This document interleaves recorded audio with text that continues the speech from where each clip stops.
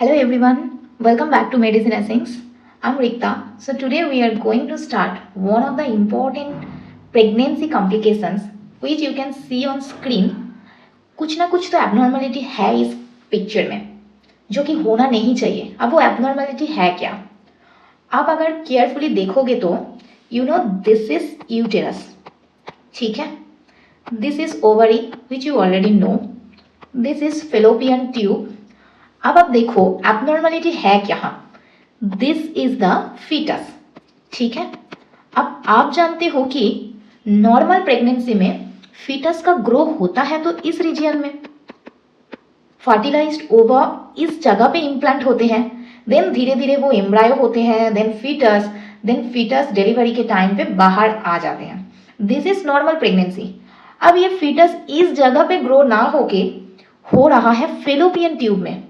Whether this is a normal conditions? Absolutely not. So this is our topic of discussions and this topic name is ectopic pregnancy. अब ये ectopic pregnancy होता क्या है? Before you understand about the ectopic pregnancy, you should know the term of this ectopic. Ectopic मतलब क्या होता है? Ectopic means outside from its normal place. Okay, outside from its normal place. अब जब ये टर्म मैं प्रेगनेंसी में use कर रही हो, that is ectopic pregnancy. Ectopic pregnancy continuously I am saying about ectopic pregnancy. So when I am using this term in pregnancy, that is ectopic pregnancy. So what is that meaning? The meaning is that when pregnancy occurs outside the uterus. So pregnancy में uterus, pregnancy के time पे uterus में foetus का grow होना normal condition है. जब uterus में grow ना होके foetus is growing outside the uterus, that can be here, that can be here, that can be abdomen, anywhere, then we will call this conditions as ectopic pregnancy. Okay, now I request everyone to listen this class very attentively. I will give my best to make it simple, step by step, easy to understand way, because this is going to be one of the very important topic for your exam point of view. So listen this class carefully.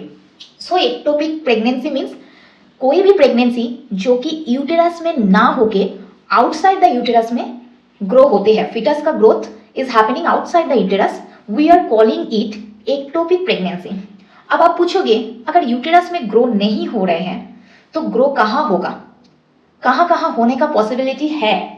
So that time I will say it can happen anywhere. Specially ectopic pregnancy most commonly occur in tubal region. Okay, this is fallopian tube, right? Fallopian tube. This fallopian tube is the most common site for this ectopic pregnancy. Okay, most common site for ectopic pregnancy. अब जब ये fallopian tube ही most common site होते हैं, that's why ectopic pregnancy का दूसरा name हम लोग बोलते हैं ट्यूबल प्रेगनेंसी. बिकॉज 95% केस में this ectopic pregnancy happens in fallopian tube. That's why we call this ectopic pregnancy, और the other name of this ectopic pregnancy is called tubal pregnancy. Now fallopian tube को further हम लोग divide करते हैं 4 region में. Okay, this region is called interstitial area. Okay, or else we can say intramural. Okay, this area we call it as isthmus. This area we call ampulla, and here we call it as infundibulum. Okay, so this fallopian tube 95% case में ectopic pregnancy fallopian tube में होते हैं. अब Fallopian tube में भी 4 reason होते हैं. 4 region में कहीं पे भी हो सकते हैं, जरूरी नहीं है कि कोई एक पर्टिकुलर एरिया में ही बार बार एक्टोपिक प्रेगनेंसी होगा. नो, अब इनमें से भी फेलोपियन ट्यूब में भी ऐसा रीजन है जहां होते हैं most common and few region is least common. So वो भी we will discuss later. So अभी तक क्या क्या we learn? So we learn about ectopic pregnancy, that is pregnancy occur outside the uterus. Now outside the uterus means कहाँ कहाँ हो सकती है. So we will discuss it now. So site for ectopic pregnancy. Site for ectopic pregnancy.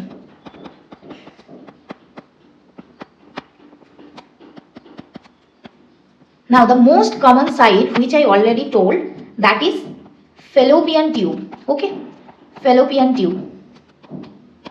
95% case में ectopic pregnancy fallopian tube में होते हैं.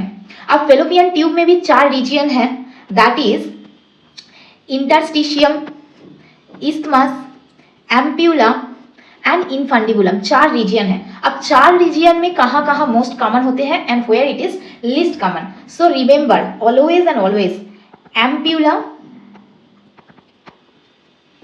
70% case में मोस्ट कॉमन साइट होते हैं एक्टोपिक प्रेगनेंसी के लिए. Overall most common also this ampulla region, most common overall. Ampulla के बाद आती हैं इस्थमस, दिस इज 12% केस में. देन आती है आपका fimbria, fimbrial region, this is 11% case में मोस्ट कॉमन होते हैं. एंड देन लास्ट आपका इंटरस्टिशियल और we can say near to cornual region. Okay, cornual, that is 2 to 3% case में. So how we will remember, कैसे हम लोग याद रखेंगे कि इस फैलोपियन ट्यूब में भी कौन सा रीजियन इज मोस्ट कॉमन और कौन सा नहीं है ना. So we will remember like this. There is 2 trick how I remember during my time. I remember like this. Amy is first choice. Ami is first choice. So this A for ampulla. Okay. I is for isthmus. F for fimbri. Okay. Fimbrial. And C for cornua. That is interstitium. Cornua or interstitium also you can say. Interstitium. So this is 70% case में होते हैं. This is 12%. This is 11% and this is 2 to 3%. Okay. So you can remember like this. This is mnemonic. You need to remember because sometimes questions come like this. Most common site for ectopic pregnancy in fallopian tube, then you have to answer ampulla. If ampulla is not in option, if in options it is written isthmus, fimbri, cornua, so what will you answer? Answer will be isthmus. So this is priority based questions. If ampulla is not in options, then you will answer isthmus. If isthmus is not in option, then you will answer fimbri. If fimbri is not in options, then you will answer cornua. So you have to prioritize your questions like this. Okay. Now अगर fallopian tube में ectopic pregnancy नहीं हुआ, जरूरी नहीं है कि सारा ectopic pregnancy बस फेलोपियन ट्यूब में ही होगा. फेलोपियन ट्यूब के अलावा भी सेकेंड अदर रीजियन वो भी हो सकते हैं and that can be in ovary. Ovary में भी एक्टोपिक प्रेगनेंसी पाया जाता है, या फिर पेरिटोनियम, या फिर cervix. Okay, cervix means where, this is the cervix region, cervix, and here inside the cervix this is cervical canal. Here also we can find this ectopic pregnancy. Anywhere it can happen. या फिर abdomen, abdomen also we can find this ectopic pregnancy. Okay, anywhere this ectopic pregnancy can occur. So if I ask in MCQ, most common site for ectopic pregnancy,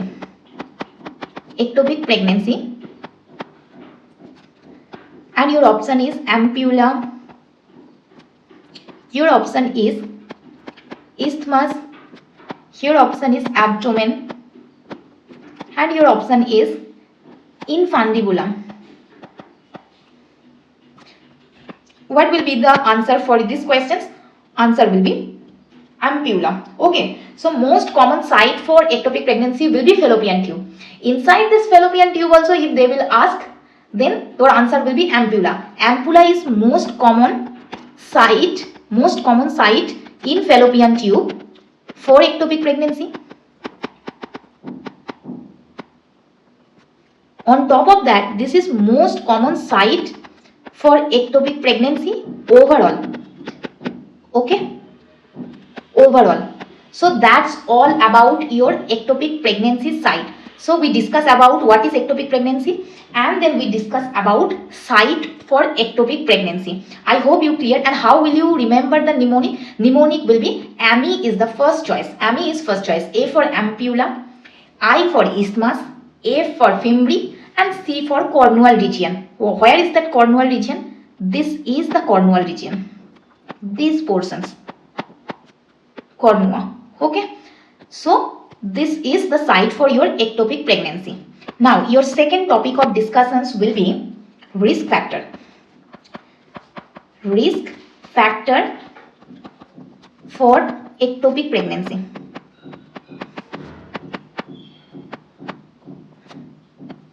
Okay, now what all are the factors for occurring this ectopic pregnancy? क्या क्या factor हो सकते हैं? First of all, previous ectopic pregnancy. कोई भी mother जिनका already previous ectopic pregnancy हो चुका है, she is having the history of previous ectopic pregnancy, it is the high chance, you can say high risk of recurrence. Okay, again she will be having high chance of reoccurring of this ectopic pregnancy. So previous ectopic pregnancy is one of the important and major risk factors. Or else you can say another risk factor is tubal damage. Same thing. Now कोई भी reason हो सकता है ये tubal damage होने के लिए. अब वो क्या क्या हो सकते हैं? पेल्विक इन्फ्लेमेटरी डिजीज हो सकते हैं. ओके, कॉज ड्यू टू, अब कोई भी कॉज हो सकते हैं, उनमें से भी क्लैमाइडिया के वजह से जो पीआईडी होते हैं, that is one of the important risk factor for this ectopic pregnancy. ठीक है. सैल्पिंजाइटिस. सैल्पिंजाइटिस मीन्स क्या? Inflammations of fallopian tube. Because fallopian tube का दूसरा नेम होता है सैल्पिंग्स. अब सैल्पिंग्स का इन्फ्लामेशन मीन्स सैल्पिंजाइटिस. सैल्पिंजाइटिस के वजह से भी ट्यूबल डैमेज हो सकता है. कोई भी PID also one kind of salpingitis, because here also inflammation होगा पेल्विक रीजन में, and that can be fallopian tube also. So in those conditions tubal damage can occur. अगर ट्यूबल डैमेज हो रहा है मतलब that is one of the risk factor for this ectopic pregnancy. Now another factor can be tubal surgery. अब कोई भी tubal surgery like tubal ligation हुआ है, आपने ट्यूबल लाइगेट किया था मदर का, that can be a risk factor. या फिर tuboplasty, mother was undergone tuboplasty surgery. ठीक है. Any tubal reconstructions. अब मदर कब ट्यूबल रिकंस्ट्रक्शन करेगा? सोचो मदर का प्रीवियस हिस्ट्री था ट्यूबल डैमेज का. Okay, damage tube. अब वो डैमेज ट्यूब को रिपेयर करने के लिए आपने ट्यूबल रिकंस्ट्रक्शन किया था, and that can be a risk factor for occurring this tubal pregnancy और एक्टोपिक प्रेगनेंसी. अब another important factor can be IVF, in vitro fertilizations. Okay, in vitro fertilizations. अब that can be a risk factor for this tubal pregnancy. Okay, then another reason can be infertility. Okay, this is often linked with tubal pathology. Okay, smoking can also are risk factors of this ectopic pregnancy. Another thing what we can say is that endometriosis, that is also PID, coming under PID. अब ये endometriosis क्यों cause करता है ectopic pregnancy को? Because due to these conditions, due to this endometriosis causes adhesions. Okay, adhesions and distorted this tube. अब अगर tube distort हो जाएगा तो that can be a risk factor for this tubal pregnancy. So मोटा मोटा बात ये है कि ट्यूब का अगर anyhow this fallopian tube will get damage, that will make a risk factor for occurring this ectopic pregnancy. Okay, so another one risk factor is that multiple sex partner. Okay, if maternal age more than 35 years, so all can be the risk factor for this tubal pregnancy. Understood? Now how will you remember this risk factor? So just I am giving one mnemonic of safe tube. Now what is that meaning of safe tube? Okay, A is for smoking. Smoking can be a risk factor. Then A for age. Age can be more than 35 years. Okay. A for any fertility treatment. That can be coming under IVF, in vitro fertilizations. F हो गया, A हो गया, S हो गया. Now coming to this E. E stand for any kind of ectopic history. Mother having previous ectopic pregnancy, ectopic history. E हो गया. Now coming to this T. T for any kind of tubal surgery. Okay. Now U. U stand for what? IUD. Intrauterine device. If mother is use IUD, then that can be a risk factor. अब आप बोलोगे कि intrauterine device means this is one kind of contraception. So contraception से तो pregnancy prevent होता है, चाहे वो नॉर्मल प्रेगनेंसी हो, चाहे वो एक्टोपिक प्रेगनेंसी हो. Now how this intrauterine device is giving the risk factor for occurring this ectopic pregnancy? So I will say any kind of contraceptions prevents pregnancy, चाहे वो नॉर्मल प्रेगनेंसी हो, okay, या फिर ectopic pregnancy हो. कोई भी pregnancy को prevent कर देते हैं. That's true. But failure of this contraceptions leads to ectopic pregnancy. Can you understand? Ectopic pregnancy. So those mother who is using IUD devices, somehow failure of this IUD device lead to this ectopic pregnancy. I hope you understood. Now T हो गया, U हो गया. Coming to this B. What is this B stand for? B stand for blocked tube due to any reason. PID, salpingitis, anything. And what is this E stands for? E stands for, I told you, endometriosis. Causes what? Causes adhesions. Okay, that also lead to blockage of the tube. So these all are the risk factor of this ectopic pregnancy. Now our third, so we discuss about introductions. Okay, introductions. Then we discuss about site of this ectopic pregnancy. Then we discuss about the risk factor. Now we will discuss about the outcome of this ectopic pregnancy. Okay, so our fourth topic of discussions is that outcome of ectopic pregnancy. slowly simple way में हम लोग समझेंगे ये ectopic pregnancy होता क्या है. We will learn in such a way, चाहे examiner कोई भी question they, I can answer as simple as that. अब इसका आउटकम क्या होगा? एक्टोपिक प्रेगनेंसी का, नॉर्मल प्रेगनेंसी का आउटकम होता है कि बच्चा डिलीवर होगा जब लेबर प्रोसेस स्टार्ट होगा. अब एक्टोपिक प्रेगनेंसी जो कि एबनॉर्मल कंडीशन है, तो एबनॉर्मल कंडीशन में आउटकम भी एबनॉर्मल ही होना चाहिए, right? So outcome of this ectopic pregnancy, अब ये बात को अच्छे से समझो. आउटकम दो तरह का हो सकते हैं. दिस आउटकम देखो, एक होते हैं आइदर एबॉर्शन हो जाएगा, ठीक है, abortion means cessation of this pregnancy, further process stop हो जाएगा, बंद हो जाएगा, या फिर क्या होगा, रप्चर हो जाएगा. कहीं पे भी ये एक्टोपिक प्रेगनेंसी हो वो बर्स्ट कर जाएगा, रप्चर हो जाएगा. अब क्यों होगा ये सिचुएशंस? अब देखो, uterus, this is your uterus, this is your uterus, here this portions. Okay, अब यूटेरस स्पेशली बना ही है इसलिए ताकि वो फ्यूचर बेबी को एक अच्छा एनवायरनमेंट प्रोवाइड कर सके.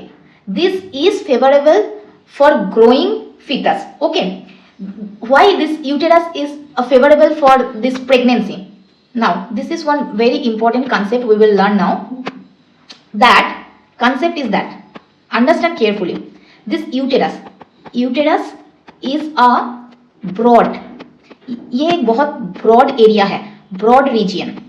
Along with that, this is a muscular organ. Okay, this is very thick, muscular along with thick, और इलास्टिक भी होते हैं, बहुत एक्सपैंड करते हैं, ठीक है, इलास्टिक होते हैं. Uterus is a broad region, muscular organ, thick and elastic. Okay, in non pregnant state, non pregnant uterus weight कितना था? 60 to 80 ग्राम्स होते हैं, ठीक है. अब जब वो पर्टिकुलर गर्ल प्रेग्नेंट होते हैं, ड्यूरिंग प्रेगनेंसी यूटेरस का वेट हो जाते हैं 1000 ग्राम. कैन यू इमेजिन, 60 to 80 ग्राम से अब वो हो गया 1000 ग्राम्स. क्यों ऐसा हो रहा है? क्योंकि वो उसको एक फेवरेबल प्लेस प्रोवाइड करना चाहिए ग्रोइंग फिटस के लिए, और वो होता भी ऐसा है. This uterus is a broad region and highly muscular, thick, elastic and highly vascular organ. Okay, जब यूटेरस के अंदर फर्टिलाइज्ड ओवम इम्प्लांट होते हैं, और जब वो एम्ब्रायो धीरे धीरे ग्रो करते हैं, यूटेरस भी धीरे धीरे ग्रो करते हैं, और ग्रो करते करते 60 to 80 ग्राम से वो हो जाते हैं 1000 gram. Okay, so because this is highly vascular, highly elastic and thick, muscular, strong organ.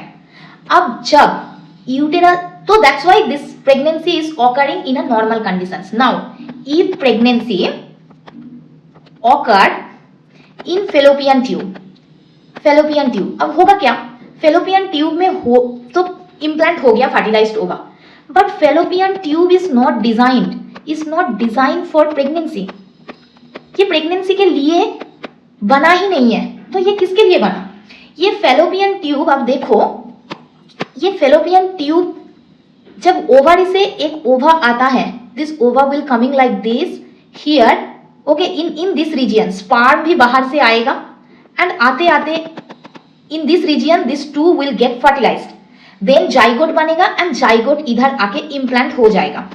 This much function is having for this Fallopian tube.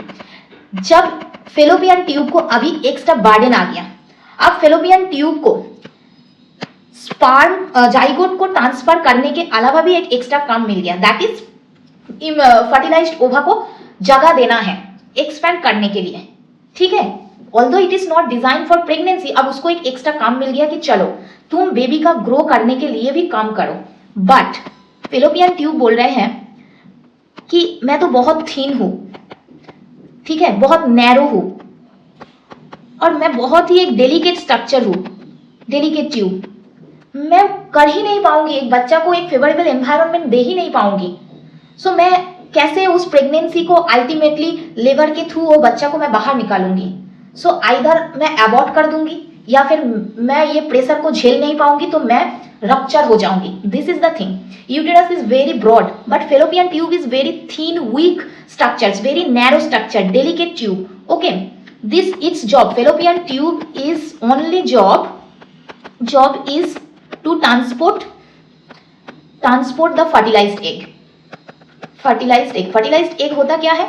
जब मेंस्ट्रुएशन के दौरान एक एग निकलते हैं ओवरी के थ्रू, वो स्पर्म के साथ फर्टिलाइज्ड होकर जाइगोट बनते हैं, वो जाइगोट इम्प्लांट होते हैं यूटेरस में, एंड धीरे धीरे एम्ब्रायो फीटस के फॉर्म पे वो बड़ा होते हैं. नाउ फेलोपियन ट्यूब का अभी जॉब बस ट्रांसपोर्ट करना नहीं, अब एक्टोपिक प्रेगनेंसी के दौरान बच्चा को ग्रो करने का भी जॉब मिल गया, जो कि बिल्कुल सही नहीं है फेलोपियन ट्यूब के लिए. Okay, so fallopian tube is only job is to transport the fertilized egg. Okay, not to grow the fetus. So जब ये fetus implant हो गया, when embryo starts growing inside this fallopian tube can't stretch.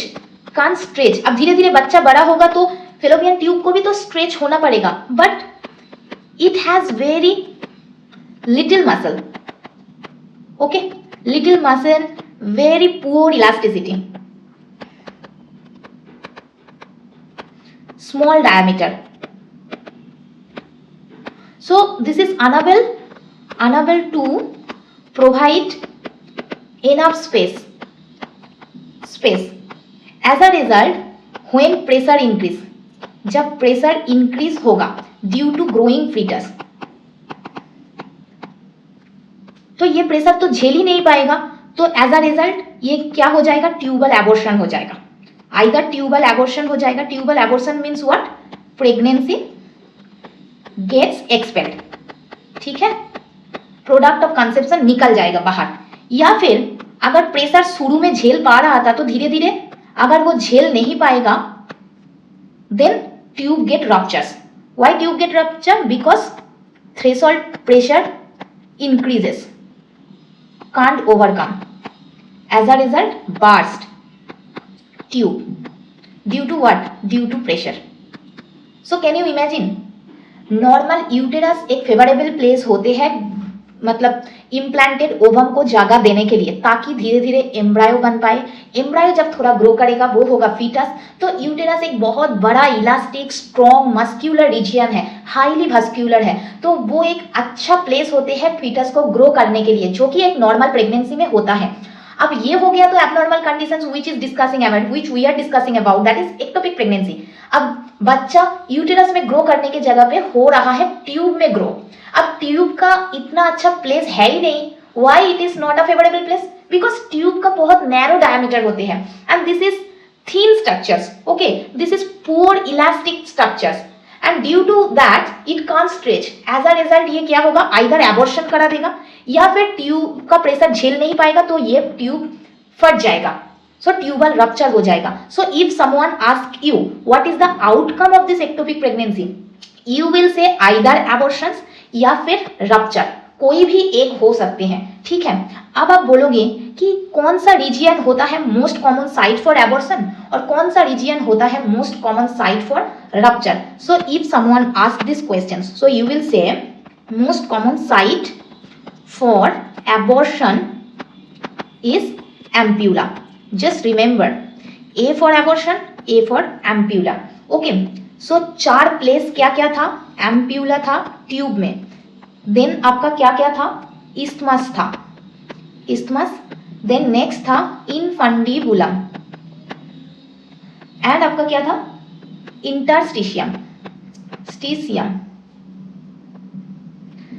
सो मैं आपको क्या बोली थी कि how to remember what mnemonic you should remember. Amy is first choice. Okay, A for ampulla, is for isthmus, A for either infundibulum और fimbriae, because infundibulum के साथ ही fimbriae attach रहते हैं. This is the tube, this is the infundibulum और infundibulum में ये जो finger like projection है that is fimbriae. So A for fimbriae and C for choice, C for कॉर्नुआ. कॉर्नुआ कहाँ पाया जाता है, इंटरस्टिशियल रीजियन में. सो A से आपका हो जाएगा abortion. Most common site for abortion is A for ampulla, A for abortion.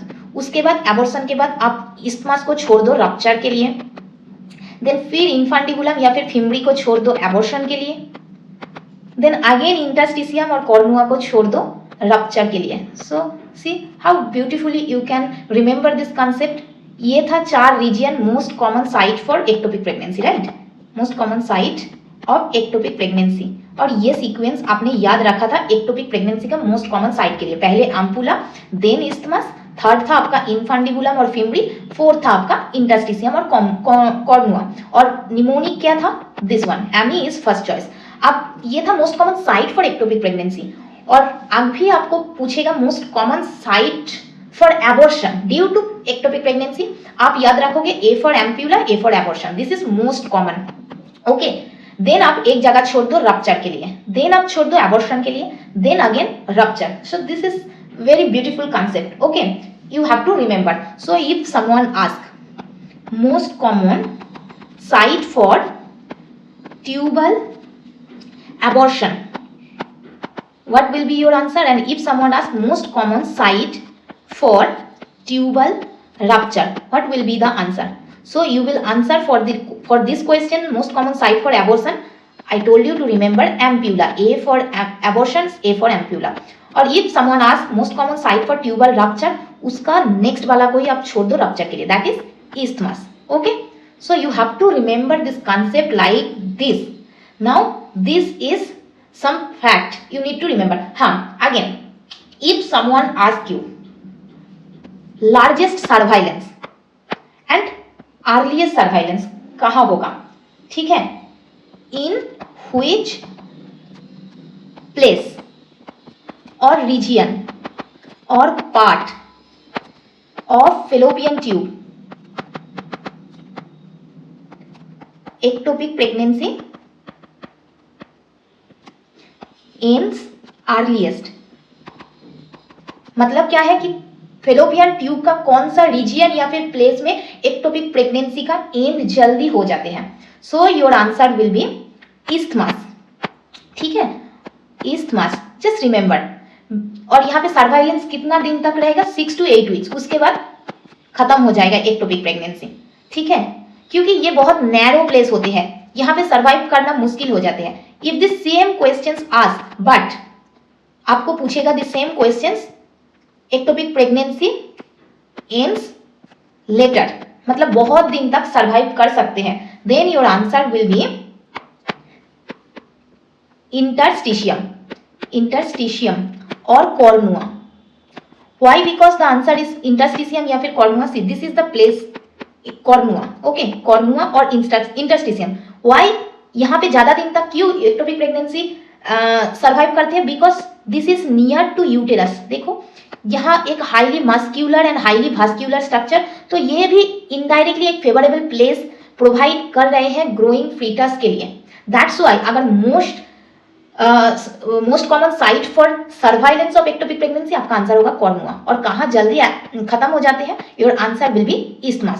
So this is the concept. Now coming to the third concept. अगर कोई आपको पूछे कि जैसे 3 केस होते हैं, कोई मदर आपके पास आया, आपके पास एक मदर आया पेन इन एब्डोमेन लेके. ठीक है, एक कंसेप्ट है mother came during pregnancy with complaints of pain in abdomen. Okay, pain in abdomen का along with ब्लीडिंग, ये कंप्लेंट्स लेके आपके पास आया. सो आप कैसे रिकॉग्नाइज करोगे कि whether it is a ectopic pregnancy, whether it is a normal pregnancy और whether it is a case of abortion? क्योंकि तीनों केस में ही स्लाइड ब्लीडिंग हो सकते हैं, मदर को स्लाइड पेन भी हो सकते हैं, तीनों ही केस में, और तीनों ही केस में आपका यूपीटी टेस्ट पॉजिटिव होते हैं. So how will you recognise whether this is a case of normal pregnancy, whether this is a case of ectopic pregnancy, whether this is a case of abortions? How will you recognize? So क्योंकि तीनों case में similarity है, pain in abdomen slightly सब में ही होगा, bleeding भी slight bleeding होते हैं, नॉर्मल प्रेगनेंसी में भी होते हैं, एक्टोपिक प्रेगनेंसी में तो होगा ही, और एबॉर्शन मतलब ये होते ही है एक एंटीपार्टम हेमोरेज जिसमें आपका ब्लीडिंग होगा, और तीनों केस में ही यूपीटी टेस्ट पॉजिटिव होते हैं, मतलब तीनों ही प्रेगनेंसी का ही पार्ट है. तो आप कैसे रिकॉग्नाइज करोगे whether mother is having normal pregnancy, whether it is a case of ectopic pregnancy, whether it is a case of abortion? So you will clarify by checking HCG level. HCG level. Now आप बोलोगे कि HCG level के द्वारा कैसे हम recognise करेंगे? So normal pregnancy में क्या होते हैं, जब मदर आपके पास कंप्लेन लेके आया, डू HCG टेस्ट. तीनों ही केस में कंप्लेन लेके मदर आया ना, तो जिस दिन आया आप उसका HCG टेस्ट करो. Here also you do HCG, here also you do HCG test, here also you do HCG test by taking the blood sample. Now normal pregnancy में क्या होते हैं, अगर आप डे 1 में, मतलब जिस दिन आया आपके पास mother, that is day 1, here also day 1, here also day 1, आपने HCG टेस्ट किया, ब्लड टेस्ट किया, और वहां से आप HCG लेवल का पता किया. Let's think HCG level is X in normal pregnancy में, here also X, here also X. आप उसको 48 आवर्स के बाद, आफ्टर 48 आवर्स मीन्स 2 डेज के बाद दोबारा आप D3 में इसका HCG टेस्ट करो. तीनों ही कंडीशन में आप D3 में HCG टेस्ट करो. D3 मतलब 2 दिन के बाद, 3rd डे में 48 आवर्स के बाद आपको HCG लेवल चेक करो. अगर आप देखोगे पहला दिन में तो X था, सो सेकेंड डे में ये 2x हो गया, that means this is normal condition. अगर 1 से 2x हो जाएगा तो दैट इज नॉर्मल प्रेगनेंसी। सो समझ में क्या आया कि नॉर्मल प्रेगनेंसी में HCG एवरी 48 आवर्स में डबल होते हैं। फिर आप D3 के बाद D6 में आप करोगे तो इंटू डबल मतलब 4x हो जाएगा, देन 8x, ऐसे बढ़ता जाता है HCG level. So this is an example of normal pregnancy. But ectopic pregnancy में आपको कैसे पता चलेगा कि HCG लेवल चेक करके कैसे पता चलेगा? This is a case of ectopic pregnancy. इसमें भी x मतलब जो D3 में D1 से ज्यादा D3 में HCG लेवल बढ़ता तो है लेकिन not increase in 2x amount. इसमें D3 में HCG लेवल बढ़ा रहेगा बट 2x अमाउंट में नहीं रहेगा। ठीक है, इसमें अगर 1200 था D1 में तो D3 में आपका हो जाएगा 1200 इंटू 2, 2400 हो जाएगा नॉर्मल प्रेगनेंसी में HCG level. But here D1 में आपका 1200 था तो D3 में आपका हो जाएगा 1400, 1400। यू सी, इसमें भी आपका HCG लेवल इंक्रीज तो हुआ है लेकिन डबल अमाउंट में इंक्रीज नहीं हुआ 48 आवर्स के बाद। सो this is a example of ectopic pregnancy. दोनों केस में ही HCG लेवल इंक्रीज होते हैं लेकिन नॉर्मल प्रेगनेंसी में 2x अमाउंट में, और इसमें नॉर्मल कोई भी एक, इसका कोई पर्टिकुलर फिक्स्ड अमाउंट नहीं होती है कि 2x अमाउंट में ही इंक्रीज होगा। अब एबॉर्शन में कैसे रिकॉग्नाइज करोगे? आपने D1 में कर दिया HCG level x amount, D3 में ये घट जाएगा, D3 में HCG लेवल डिक्रीज हो जाएगा। ठीक है, सो D3 डिक्रीज दैन D1। इसमें अगर x था तो इसमें 0.5x होगा D3 में। सो ये दोनों केस में HCG इंक्रीज होते हैं, इस केस में HCG घट जाते हैं। सो by checking the HCG level you can identify in which conditions mother is suffering with.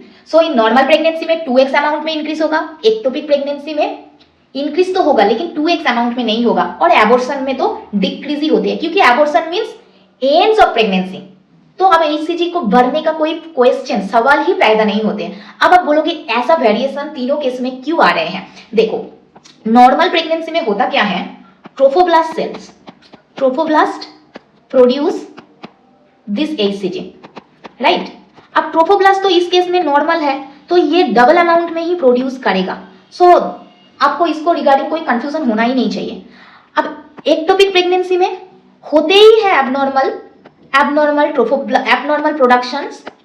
Productions of HCG, क्योंकि ये जगह ही तो एक्टोपिक है तो सब कुछ एबनॉर्मल अमाउंट में ही इंसिडेंट होगा, सब इंसिडेंट एबनॉर्मल अमाउंट में ही होगा। तो जो HCG प्रोडक्शन ट्रोफोब्लास्ट से हो रहे हैं अब वो नॉर्मल अमाउंट में प्रोडक्शन होगा ही नहीं from trophoblast. Okay, that's why भले ही इसमें HCG प्रोडक्शन होते हैं और इंक्रीज भी होते हैं लेकिन डबल अमाउंट में प्रोडक्शन नहीं होती है।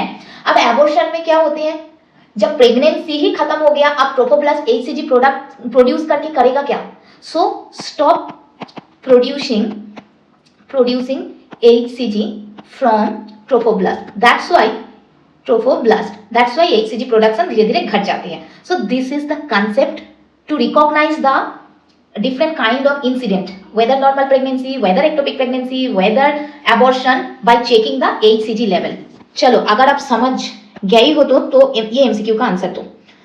So the MCQ is a pregnant woman presents with mild abdominal pain.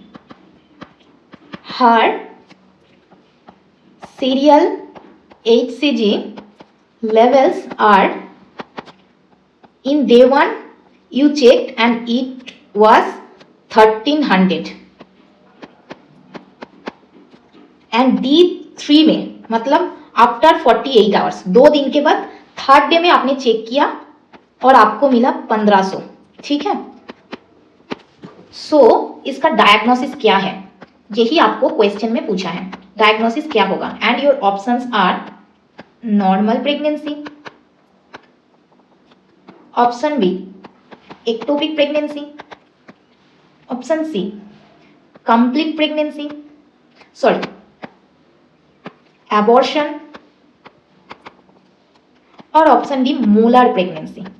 चलो और एक कंसेप्ट ऐड कर दिया। So what will be the answer according to you? So what I told you earlier, normal pregnancy answer तभी होता अगर day 3 में, day 1 में 1300 हुआ तो डे 3 में इसका डबल, सो 2600 होना चाहिए था, लेकिन इधर है कितना 1500। सो this is not the example of normal pregnancy. Understood? So normal pregnancy answer नहीं है। अब चलो इसको ऑप्शन बी को बाद में डिस्कस करेंगे।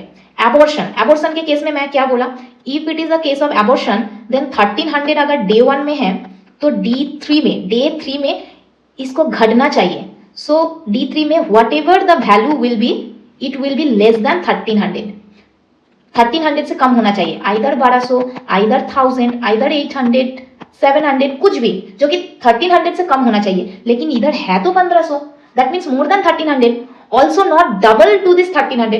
So this is also not the example of abortions. Now ये मोलर प्रेगनेंसी है क्या? अब ये देखो मोलर प्रेगनेंसी में होता क्या है, अगर डे 1 में 1300 है तो डे 3 में डबल से भी ज्यादा होगा, 3 गुना, 4 गुना, 5 गुना, anything depending on the severity of the molar pregnancy. So day 3 में ये डबल से भी ज्यादा, सोचो 3000 हो गया, 4000 हो गया, अगर डबल से ज्यादा होगा then that will be the example of molar pregnancy. But इधर तो डबल नहीं है, डबल से कम है, लेकिन डे 1 से ज्यादा है, सो this is not the example of molar pregnancy. So what will be the answer? Your answer will B ectopic pregnancy.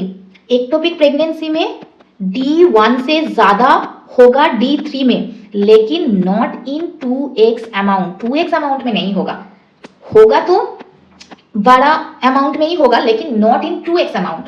So the concept is in normal pregnancy HCG 2x amount में increase होगा, ठीक है। Abortion में HCG घट जाएगा continuously, the level will get decrease. Ectopic pregnancy में HCG increase होगा but not in 2x amount, double में इंक्रीज नहीं होगा। और मोलर प्रेगनेंसी में HCG लेवल बहुत ही ज्यादा हाई रहती है, increase more than 2x amount. So ऐसे तरीके से आपको MCQ को सॉल्व करना है। So today what we have discuss the introductions of ectopic pregnancy, then we learn about the site of ectopic pregnancy। चलो यूटेरस में अगर प्रेगनेंसी मतलब फीटस ग्रो नहीं हो रहा है तो कहाँ कहाँ पॉसिबिलिटी है एक्टोपिक प्रेगनेंसी होने का। Then we discuss about the risk factor of ectopic pregnancy, क्या क्या रीजन हो सकते हैं एक्टोपिक प्रेगनेंसी होने के लिए।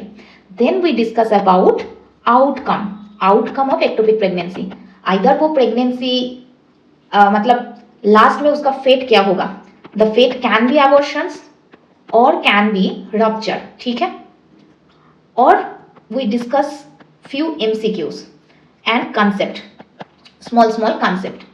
In next class we will discuss, this is due, okay, due, we will discuss the management. Now this management along with diagnosis, how to diagnose, best diagnosis method, management and diagnosis, this is due, we will discuss in next class, otherwise video बहुत लंबा हो जाएगा।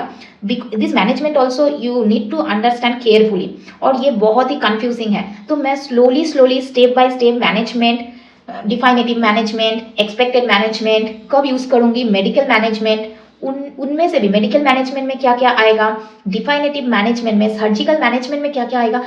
This is confusing but very interesting and simple. We will learn one by one, step by step. So till now we discussed about this much. This is already done, and due portion is management and diagnosis, that we will discuss in next class. Hope you enjoy this class. We'll see you again. Thank you. Bye bye.